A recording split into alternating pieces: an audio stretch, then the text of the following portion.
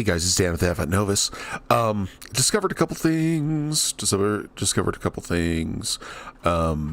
First off, using stencils, and second off, a brush that makes forests extremely easy. I literally just found these, and really quick, let me show you how to do them. Okay, first off, in my other videos, when we're doing rivers, we create kind of a template.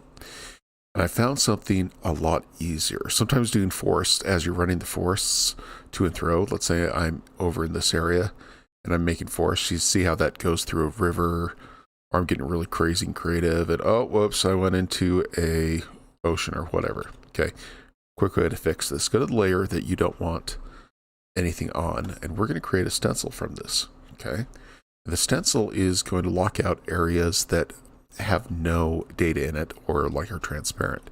To do this, you go down to Tools, you zip over to Stencil Options, and notice I'm selected this layer, and then you go to New Stencil from Layer Content. Give it a second. Boom. Right there, we have blocked off all the transparencies. Now, this map you're currently seeing, each one of these layers are about 800 megs. Okay, so close to a gig. And you can see that if I were to select the areas, it would take quite a bit and it wouldn't cover all of the transparencies. However, if I throw a stencil down, okay, ready for this? Whee! Okay, stencil, stencil, stencil, stencil.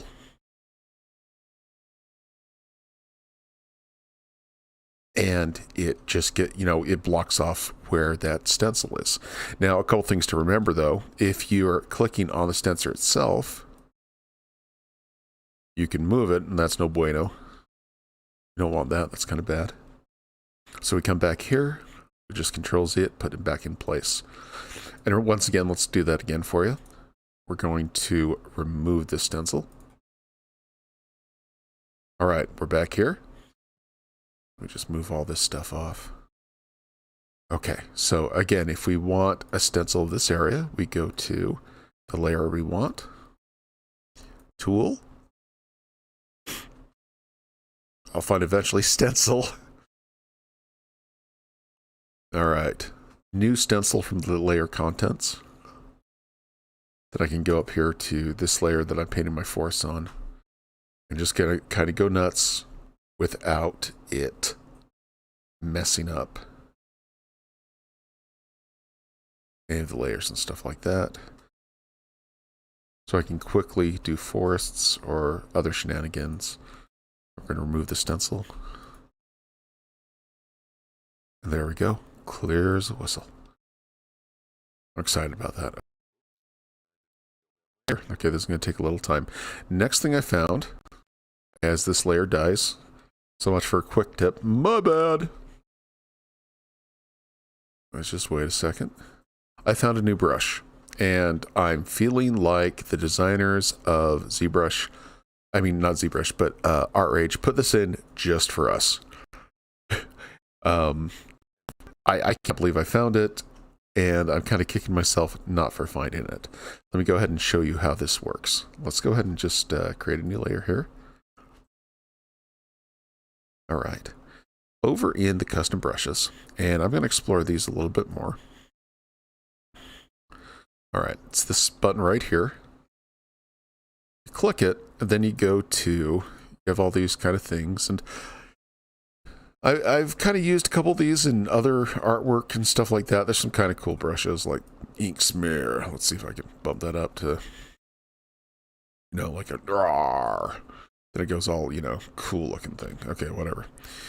Let's pop this down. Okay, so I found in textures, just, you got some really cool things here, dots and stuff, but I've always overlooked this textured. Okay, and we now have lumpy lichen. Now, and again, I feel like the good guys at ArtRage put this in just for us. Okay, at first when we put it down, let's go ahead and at 500, it's just kind of, huge and kind of weird and stuff like that. Well, something wonderful happens.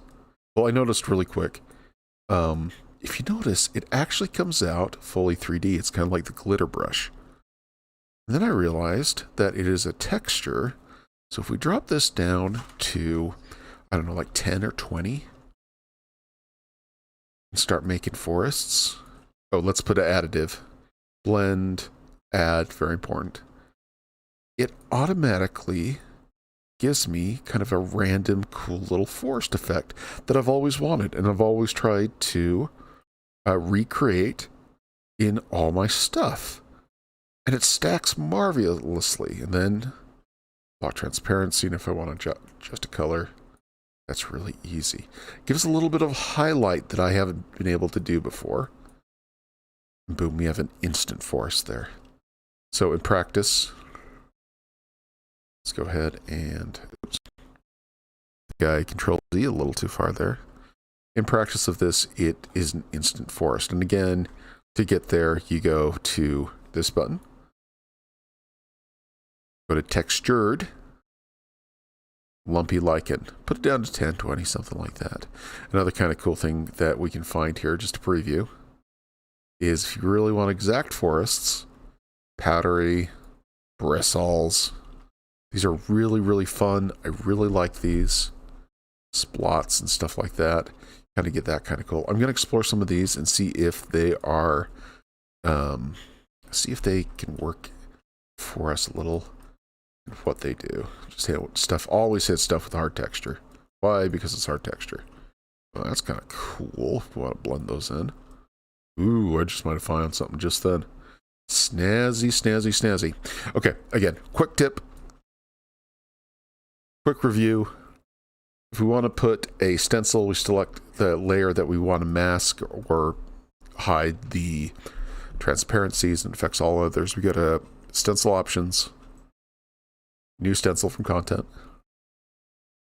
And if we want to go around to our new happy brush that we love, again, it's under textured, right there. Lumpy lichen, keep it to 10 to 20. Let's try 20 on this one.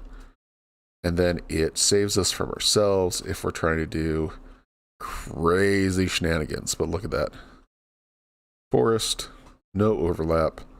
Everybody's happy. I'm happy. Except, of course, I put it on the wrong layer. But yeah, just like that. Yay! I wonder what happens if we add metallic to it. Not, ooh, I kind of like that a lot. That's kind of nice. All right, guys. I hope this found you really quick. Really good day. Again, this is a quick little ArtRage tip. You guys are wonderful and have a great day.